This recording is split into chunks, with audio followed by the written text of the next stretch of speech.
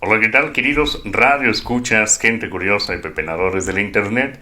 Bienvenidos sean ustedes a esta quinta edición de su programa favorito de arte contemporáneo, La Mano Negra, donde domingo a domingo estaremos teniendo crítica y revisión sobre obras y temas que tienen que ver con el arte contemporáneo, en orden de que sea un poco más digerible para aquellos que no somos expertos en la materia. Un agradecimiento especial al licenciado Enrique Sánchez, director de la Radio UPG, a la radiodifusora UPG y a todo su equipo, a la Universidad Pedro de Gante y por supuesto al rector Fernando Garza por la oportunidad para este espacio de crítica y difusión de piezas. Esta semana es bastante importante. Tenemos a nuestro primer invitado que está acá bautizando el programa, un querido amigo, un excelente artista visual. Su nombre es Adrián Carpio. Buenas noches. Mi nombre es Adrián Carpio, soy estudiante de artes visuales por parte de la Universidad de Guanajuato y pues muchas gracias por el espacio de estar aquí con ustedes compartiendo un poco de pues mi experiencia dentro del mundo del arte. Pues muy bien, demos comienzo a esta sesión. ¿Qué nos cuentas un poco sobre ti, tus orígenes en el arte? ¿Siempre supiste que ibas a ser artista? Pues es un poco curioso, yo soy originario del estado de Oaxaca y no tuve un acercamiento a las técnicas del arte hasta cerca de los 17, 18 años. Hasta antes yo dibujaba solamente monitos con palitos, ¿no? Cosas así. Pero fue por ahí de los 17, 18 años cuando tuve mis primeros acercamientos con un maestro de pintura, el maestro Víctor Hugo González Apresa. Él fue el que me inició en el mundo del arte, fue mi primer maestro y creo que mucha de mi producción artística tiene que ver o está íntimamente relacionada con esos primeros inicios. Excelente. ¿Qué sentiste al principio? Al adentrarte en este mundo, ¿te sentías ajeno o te sentías como que era algo que te faltaba? Mm, Creo que inició por mera curiosidad, ¿sabes? Eh, yo no me veía viviendo ni siquiera estudiando artes visuales, ¿no?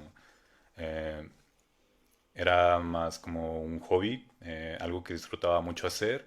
eh, y pues poco a poco me fue gustando demasiado y le fui poniendo un poco más de seriedad hasta que decidí estudiar artes y pues aquí estamos. ¿Cómo decides estudiar artes? Porque justo hablábamos en programas pasados sobre esta concepción que se tiene del artista y lo difícil que puede ser a veces adentrarse en un mundo eh, de primera mano que tiene que ver con el arte, ¿no? En cualquier tipo de sus ramas, casi siempre es como mal visto por las familias, ¿no? Me incluyo, que al principio las típicas frases de qué vas a vivir, por qué eso, ¿no? Eso lo puedes dejar de lado, puedes hacerlo de hobby, estudia otra cosa, ¿no? ¿Cómo fue esta transición? Mm, pues creo que sí, es algo a lo que todos los artistas nos enfrentamos, ¿no? Recuerdo mucho a mi papá que me decía que la pintura o el dibujo lo tomara solamente como un entretenimiento, que no le invirtiera demasiado tiempo, que pues, no era algo a lo que yo en un principio pensaba dedicarme, ¿no? Pero fue a los 19, 20 años aproximadamente cuando decidí dedicarme a las artes. em, Porque me llamaba mucho la atención como las dinámicas bajo las cuales nos desarrollábamos, ¿no? Jamás me ha gustado como estar encasillado en algo eh, como en algo en lo que tengas que hacer todo el tiempo, ¿no? Y creo que el arte se amoldaba perfectamente a esto porque, pues, no sé, un día te levantas y quieres ser carpintero y lo puedes hacer, ¿no? Al día siguiente quieres ser herrero y puedes hacerlo, ¿no? Siempre dentro de tu línea de producción.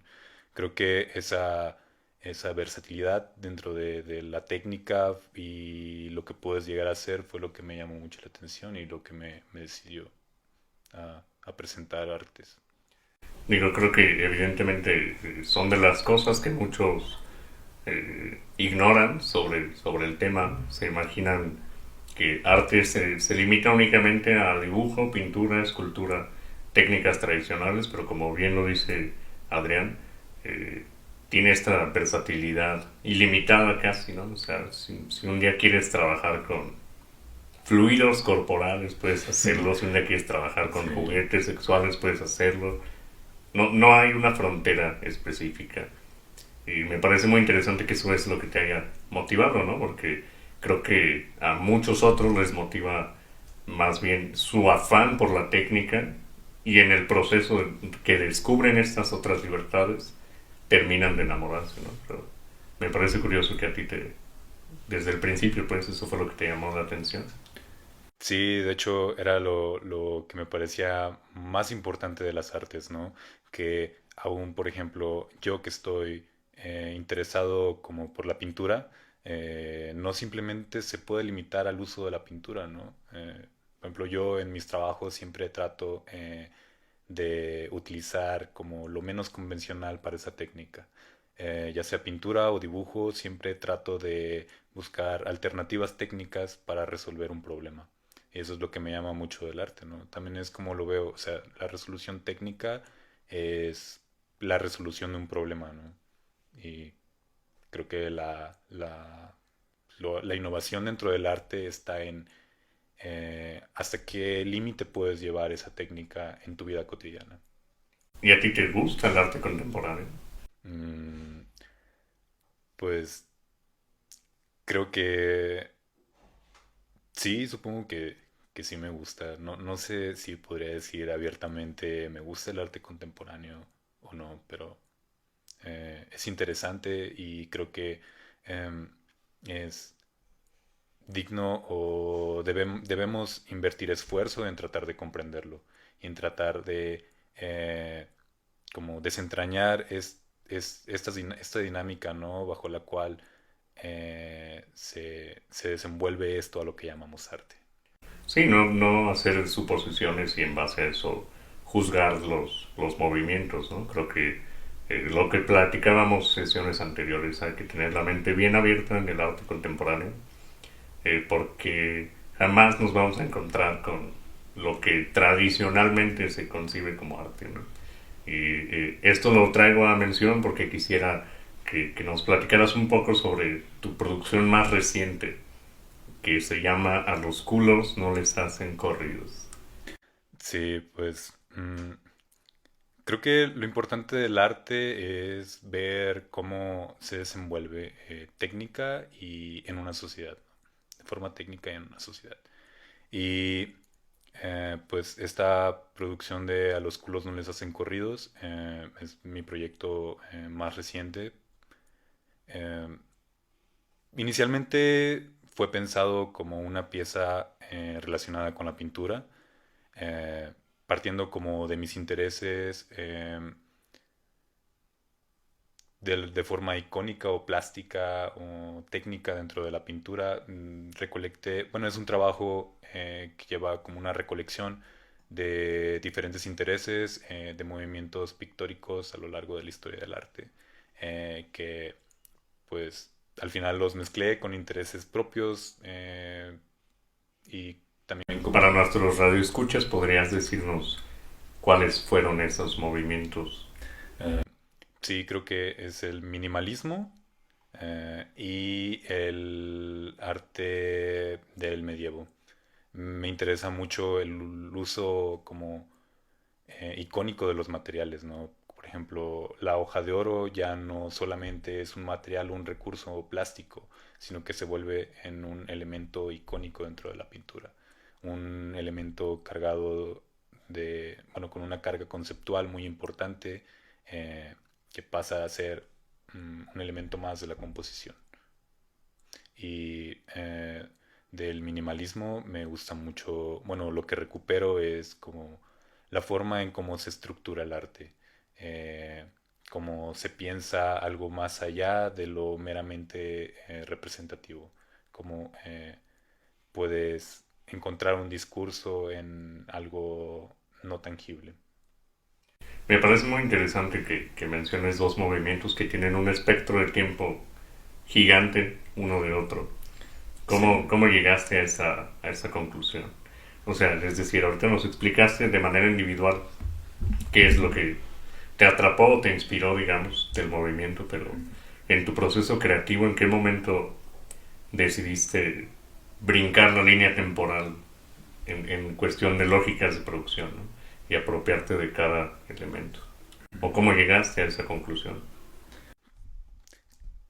Creo que de forma, bueno, mi personalidad está como siempre tratando de no seguir una línea, vaya. Siempre trato como de buscar alternativas a lo ya establecido, ¿no? Eh, y tal vez mi primer acercamiento con la pintura de carácter religioso, donde se ocupa principalmente la hoja de oro, fue en el núcleo de mi familia, porque bueno, éramos una familia muy católica. Entonces, desde niño siempre me interesó mucho ir a las iglesias y ver y reconocer todas esas pinturas y elementos que se encontraban, ¿no? Em, el salto tal vez de traer esos elementos a mi producción actual fue pues como ir pepenando, ¿no? Buscando una cosilla que me llamara la atención. Es más como un reconocimiento, como por ejemplo sales a la calle y ves un árbol que te gusta, llegas a tu casa, lo dibujas, pues, prácticamente es lo mismo, ¿no? Ese es un reconocimiento de diferentes técnicas o cómo se ha resuelto un problema dentro del arte, llegas a tu producción y lo Lo incluyes. apropias, Sí, sí, lo incluyes. Sí, eso es sumamente interesante. Y creo que la mayoría de las piezas de arte contemporáneo comparten en algunos sentidos esta lógica de producción de reconocimiento, ¿no? No todos los movimientos, pero creo que es importante que el artista haga como este proceso genuino de investigación, de reconocimiento, para que su proyecto tenga una vida más rica, ¿no? Más fructífera, no sé. Y que no solo sea en cuestión de hacer por hacer, que también son cosas que ya platicábamos. ¿Y de dónde viene tan irreverente proyecto? tener un grande proyecto. Pues tiene sus orígenes, bueno, yo crecí durante, bueno, la mayor parte de mi adolescencia la viví en Guerrero, aproximadamente durante el 2008 al 2015 más o menos. A mí me tocó vivir la secundaria y la preparatoria eh, durante el gobierno de Felipe Calderón y posteriormente de Enrique Peña Nieto, ¿no? Eh, bueno, más o menos como los inicios de Enrique Peña Nieto. Eh, pero fue para mí un tiempo de cambios sociales muy importantes. Yo vivía en un pueblo que era pues relativamente tranquilo, ¿no? O sea, yo recuerdo que al principio puedes estar, bueno, yo como niño de 12 años, ¿no? 11 años, puedes estar a las 10 de la noche y llegar a tu casa sin ningún problema, ¿no? Bueno, más el de que tus padres te regañaran. Pero fuera de ahí no había tanto de lo que preocuparte. Pero no recuerdo muy bien, no puedo ubicar muy bien el momento en el que fue como de un día para otro, en el que ya eso quedó como atrás, ¿no? Recuerdo que situaciones de violencia con el narcotráfico llegaron como a desestabilizar toda la estructura social. Mm, no solamente como en las calles, sino también como en mi núcleo cercano de personas, vaya.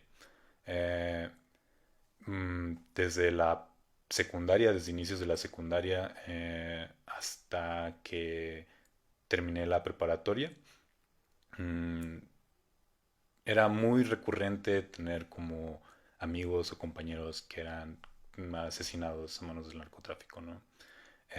Pero también algo muy importante era que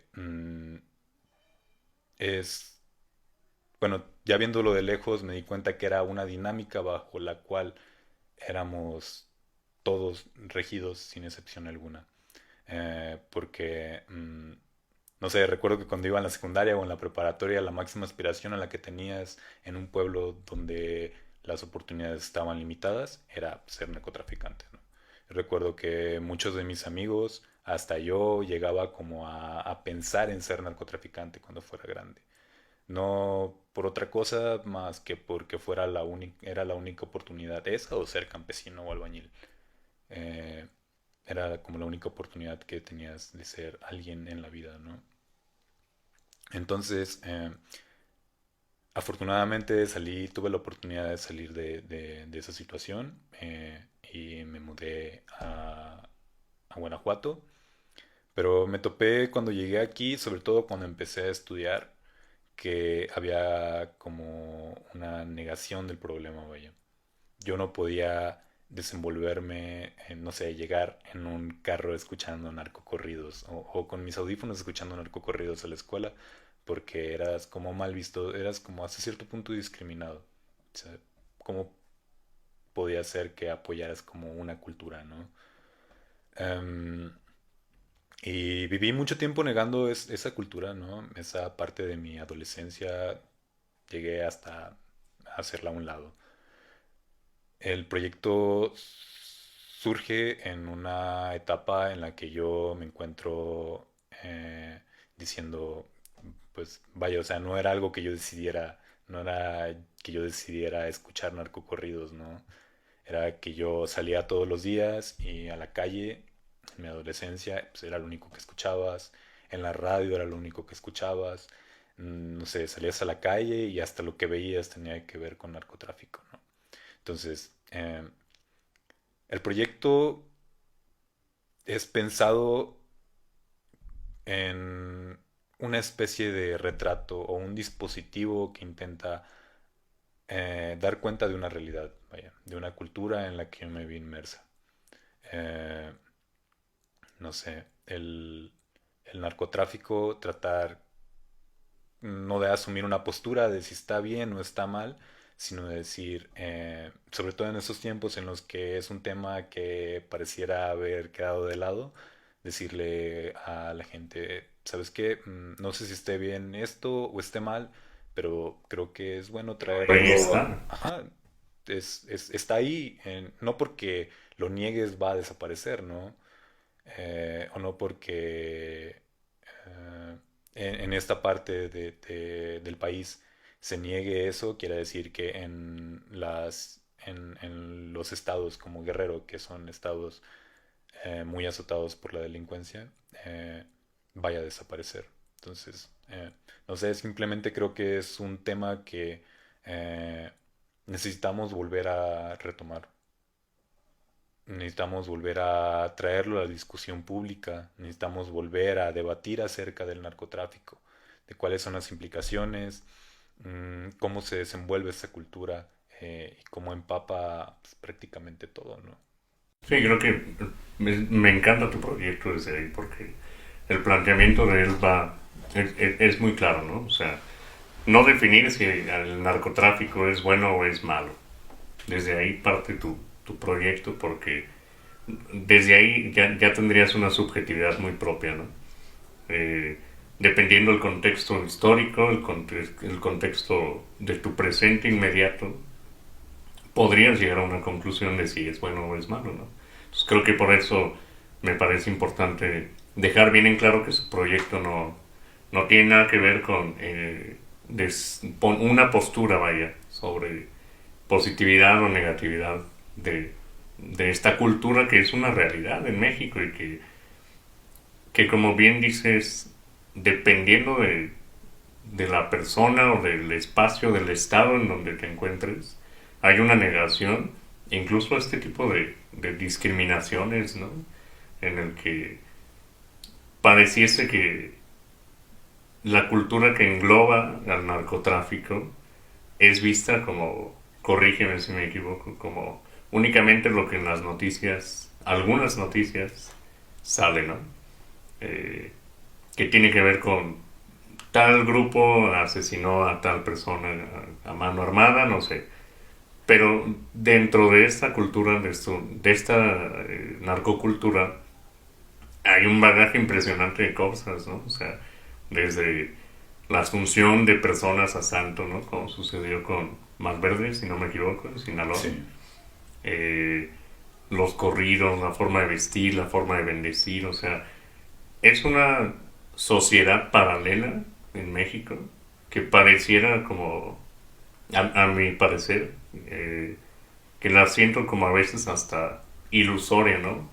En algunas partes del país creo que se limita a eso, a la narcocultura es lo que la tele dice, lo que el periódico escribe y lo que las series producen, ¿no? Y creo que eso no es así, no sé, ¿tú qué opinas? Mm, pues creo que ha existido como una especie de satanización del narcotráfico, eh, donde creemos que todo lo relacionado con el narcotráfico es malo, ¿no? Como si se tratara de que el narcotraficante es narcotraficante por decisión propia, ¿no? Como si él fuera un sujeto autónomo. Pero creo que es realmente todo lo contrario, ¿no? Que el sujeto que es narcotraficante por toda una sociedad que lo ha orillado a ser narcotraficante. En ese sentido, pues es muy diferente el narcotraficante de Sinaloa al narcotraficante de la Ciudad de México o el narcotraficante de Guerrero, ¿no? Em, Cada uno tiene características propias, tiene un modo de trabajo único, una ética de trabajo única y pues muy diferente, ¿no? El problema tal vez de los medios de comunicación, noticias y todo ese rollo, es que pues son ideas politizadas bueno, no politizadas, pero no ajenas, vaya, eh, que siempre responden como a crear un ideal colectivo acerca de lo que es el delincuente o el narcotraficante, ¿no? O el narcotráfico en general. No, es Mm, que creo que tienen intereses propios muy claros, ¿no? O sea, para mí no hay noticia objetiva porque en el momento en el que el periodista decide hablar sobre una u otra cosa, ya hay una subjetividad, ¿no? Ya, sí. ya hay un interés propio, aunque pareciera que no, pero ya lo hay, o sea, no hay un periodismo objetivo, entonces creo que bajo esta postura de los medios de comunicación, pues es muy sencillo tomar cosas de pequeños destellos de una gran orbe que, como lo es ese movimiento, y utilizarlo para tus propios intereses, ¿no? Ya sean políticos o económicos, culturales, sociales, para generar pánico colectivo, yo qué sé, o sea, pero es tomar una pequeña porción del pastel y eso repartírselo a todo el país. Sí, pues creo que la información, sobre todo las noticias, no son de un carácter político, sino militante. Y con esto me refiero a que pues tienen un bando, ¿no? Eh, Porque, no sé, para los medios es muy fácil decir el narcotraficante o bueno, el delincuente es delincuente porque quiere, ¿no? Como deslindando de toda responsabilidad a las estructuras de poder que han hecho o han sentado las bases para que la sociedad se vea orillada a hacer ese tipo de situaciones, ¿no?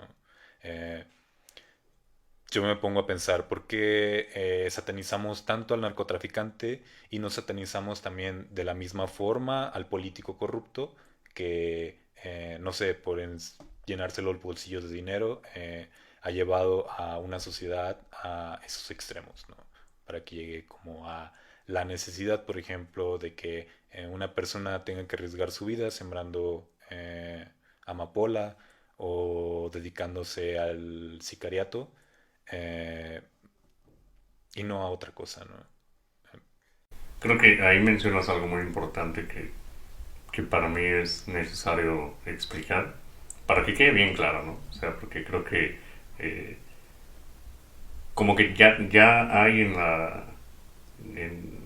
la percepción colectiva del país esta suposición cuando escuchamos la palabra narcotráfico, de relacionarla directamente con sangre, armas, fuego, destrucción, no sé. Y mencionaste algo muy importante que es el campesino que se tiene que ver forzado a sembrar amapola para sobrevivir.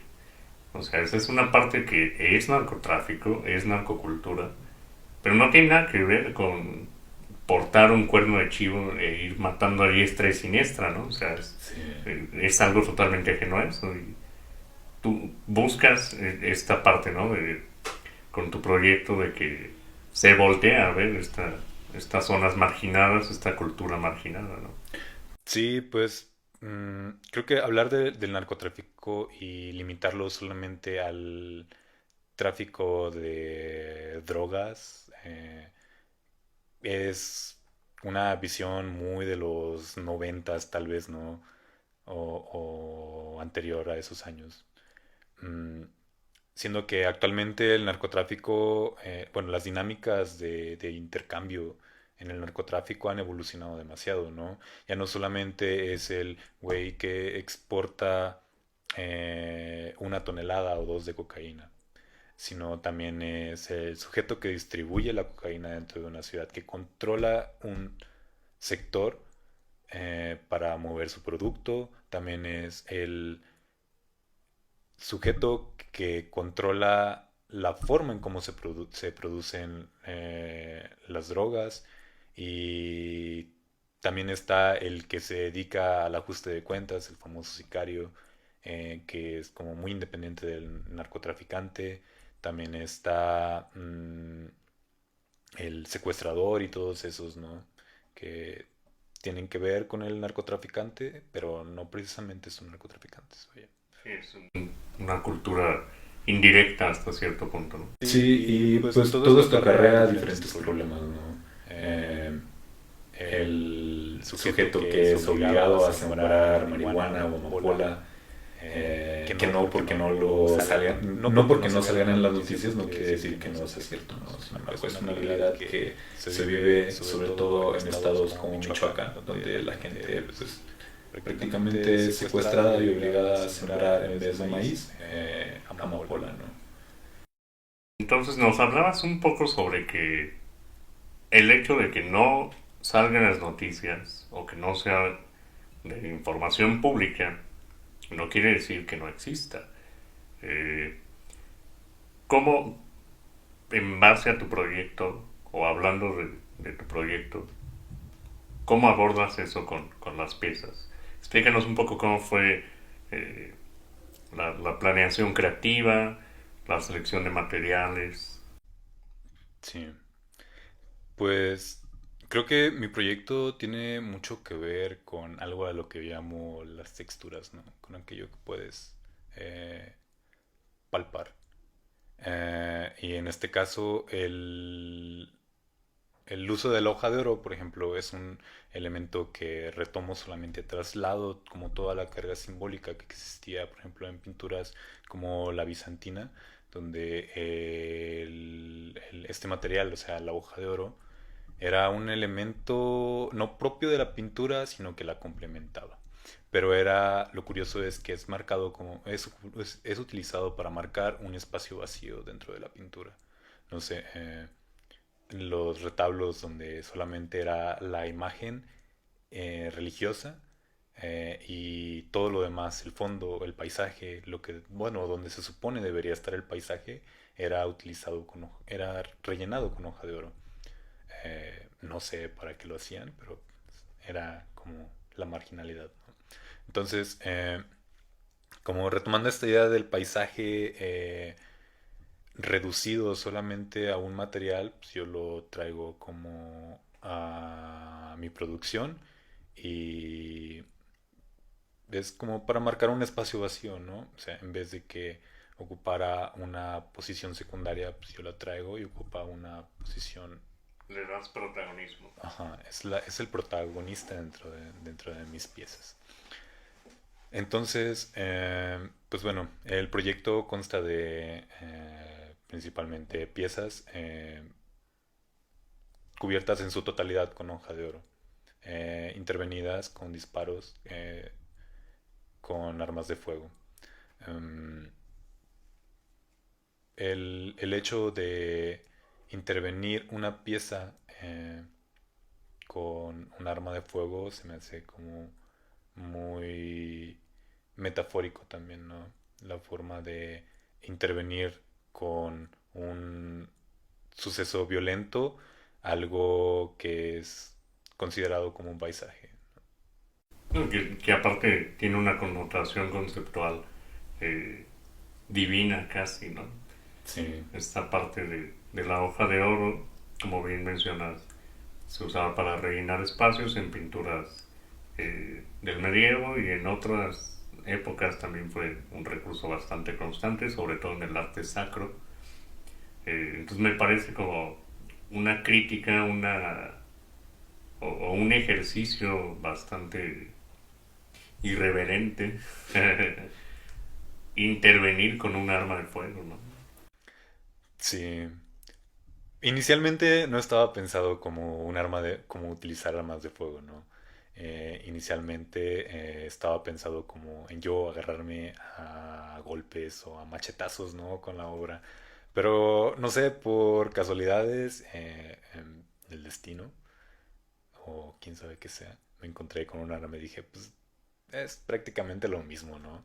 Entonces de ahí surgió, entonces pensándolo un poco mejor, era como una coincidencia, como un happy accident, ¿no? Que el arma haya caído como a mis manos y justamente en el momento en el que estaba pensando en eso, justamente como pensando como en estas situaciones de violencia, como que todo se acomodó muy muy bien. Y pues sí, como lo dices, mm, el hecho de intervenir con disparos, algo que tiene una connotación como sagrada, sí es como muy irreverente, vaya, muy provocativo tal vez. Pero siento que ahí radica la parte interesante del ejercicio, ¿no? Porque quizá eh, la propia acción fisiológica de hacer un disparo no se vería tan bien complementada por sí sola, ¿no? O no se vería tan bien realizada, mejor dicho, por sí sola, ¿no? Como si solo fuera la acción de jalar el gatillo y que la pólvora accionara el proyectil. Así como tampoco funcionaría del todo bien. O quizá funcionaría, pero no tendría el mismo significado o la misma fuerza, el mismo impacto visual. La hoja de oro por sí sola, ¿no? O sea, como que conjugar estos dos elementos crea este nuevo ser que en mi perspectiva resulta no solo irreverente, sino sumamente profundo en cuestión conceptual y sumamente estético a la vista a la vez por la hoja de oro, ¿no? Sí, de hecho, lo que me gusta mucho del uso de la hoja de oro es que donde la ocupes, pues va a quedar bien, ¿no? No sé si sea por el hecho de que del color, tal vez, la forma en cómo brilla la hoja, que es muy diferente, por ejemplo, a la pintura. Pues es muy, muy llamativo el color, ¿no? O sea, como quiera que lo ocupes va a estar bien. Eh, y pues no sé, el hecho de intervenirlo también es eh, muy, muy interesante. Lo complementa demasiado, ¿no? Es como que son dos elementos con una carga simbólica y conceptual muy, muy pesada. Que pues realmente yo no tengo que hacer nada más que ensamblarlos. No tengo que modificarlos, no tengo que hacer nada más.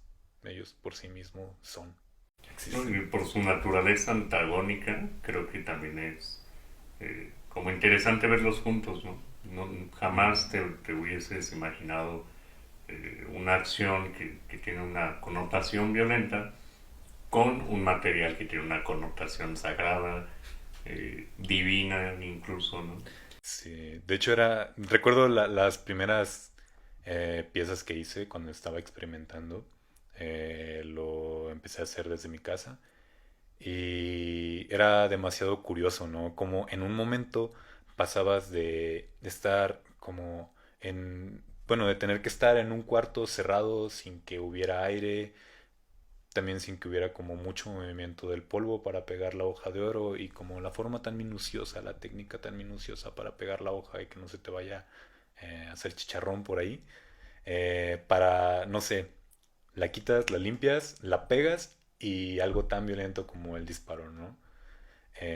Y también cómo era transgredido ese material, ese soporte, porque pues un disparo no entra y sale eh, como, bueno, no hace un hoyo como lo hace una perforadora, o sea, prácticamente el disparo rompe el material, entonces es como muy antagónico.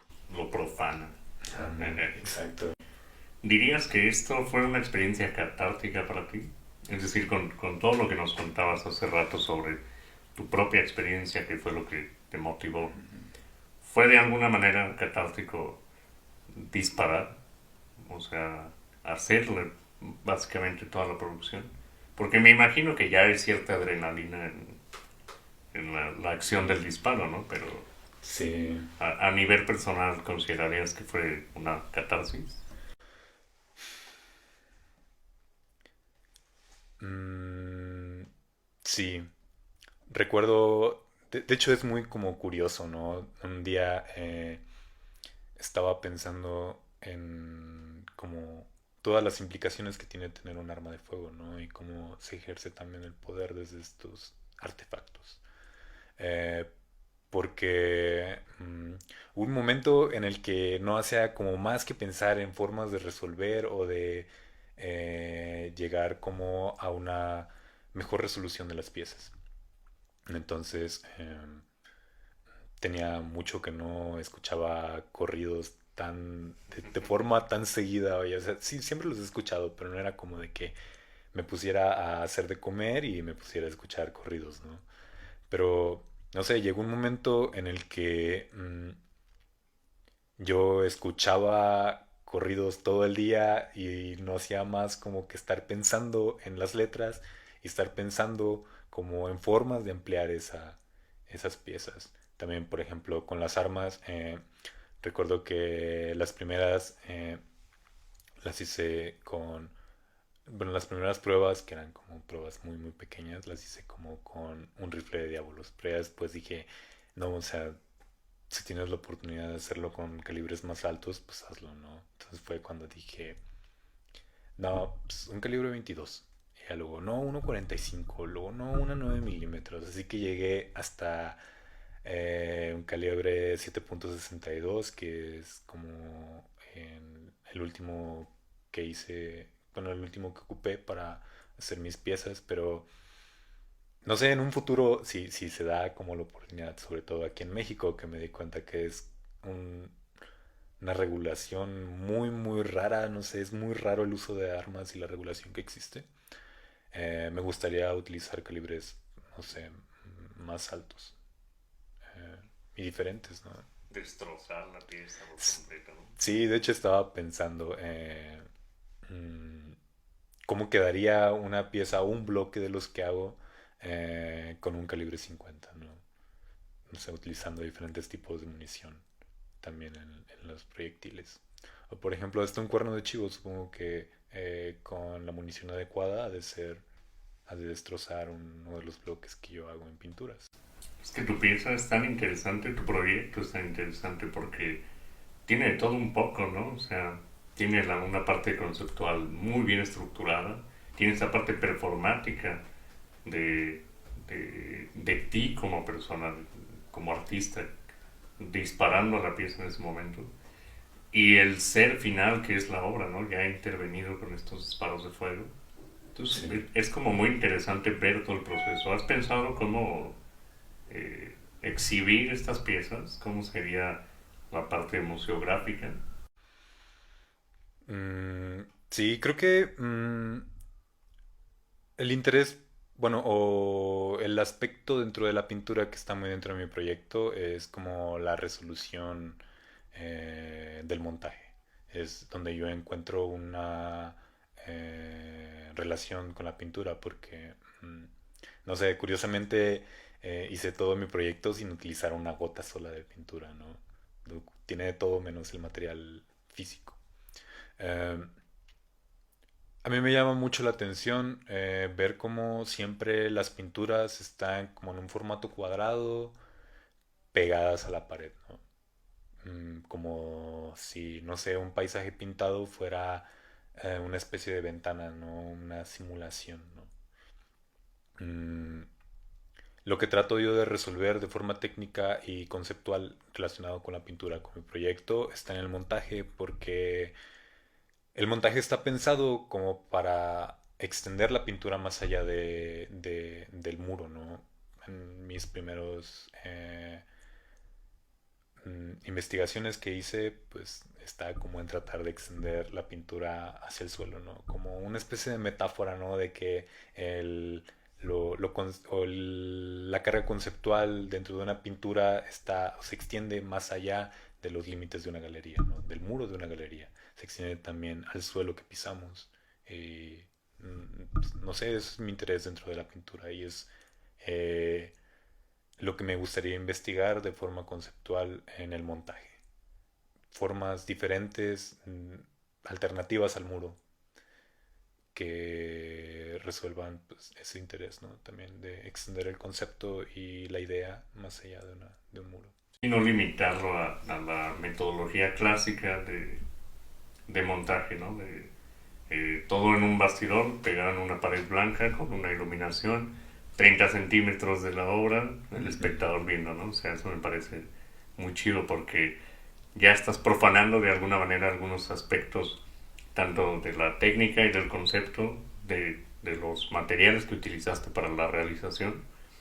Eh, y juntos esa obra harán que la parte museográfica sea todavía más irreverente y busca como toda, como la totalidad del proyecto es una crítica totalmente, ¿no? Una pura crítica, dirías.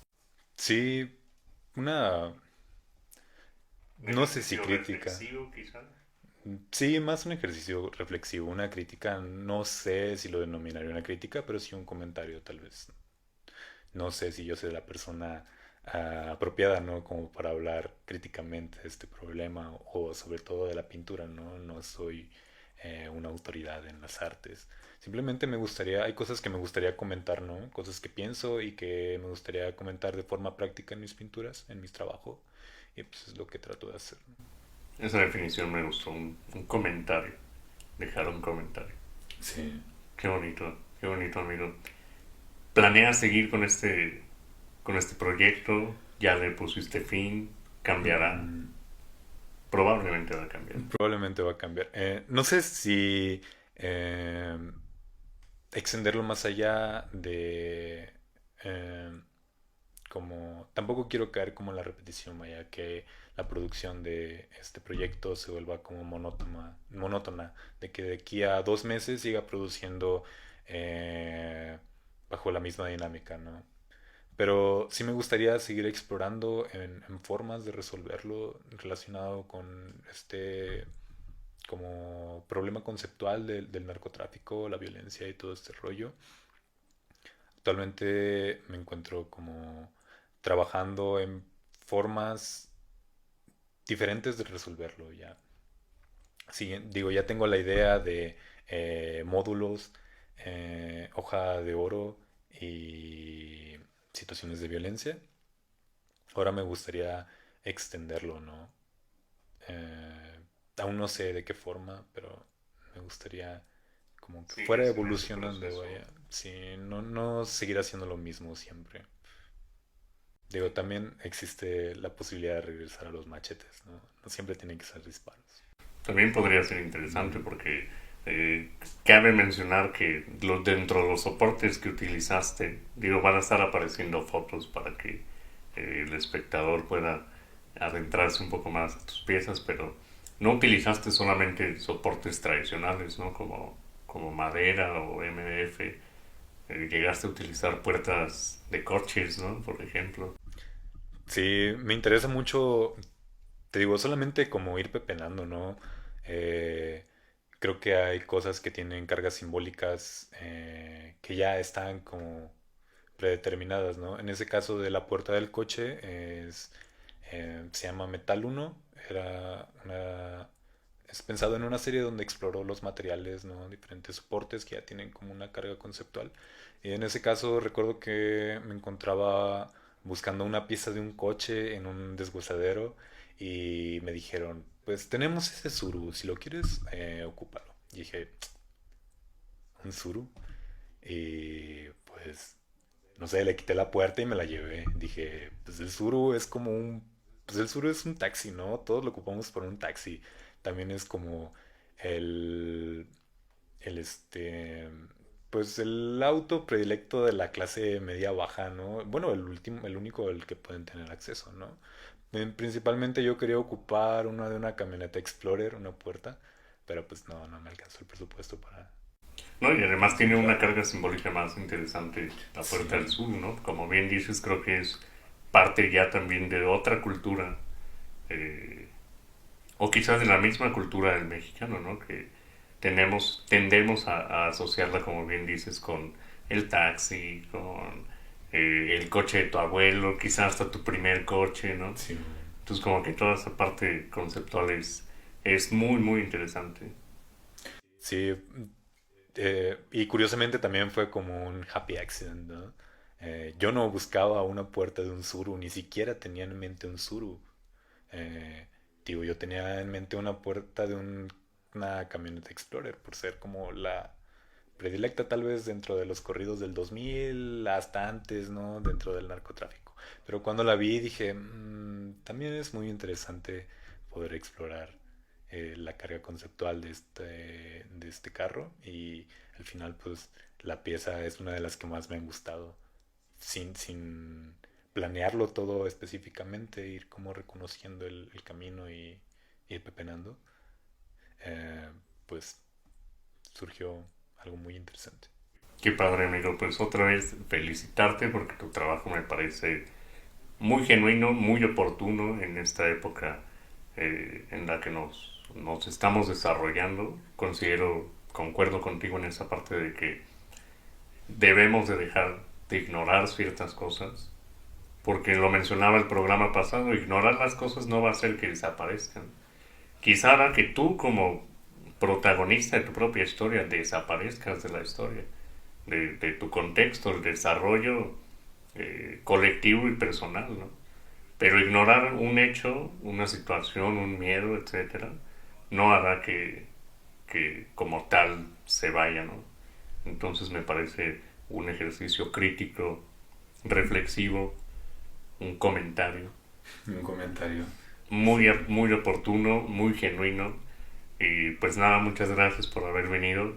Espero que pronto nos vuelvas a visitar para que nos cuentes cómo va ese proyecto, cómo sigue, qué curso le estás dando ahora.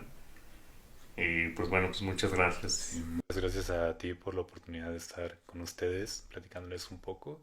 Y claro, con mucho gusto, después podríamos acercarnos a hablar de este proyecto o tal vez de algún otro, ¿no? Digo, no todo es esto, vaya.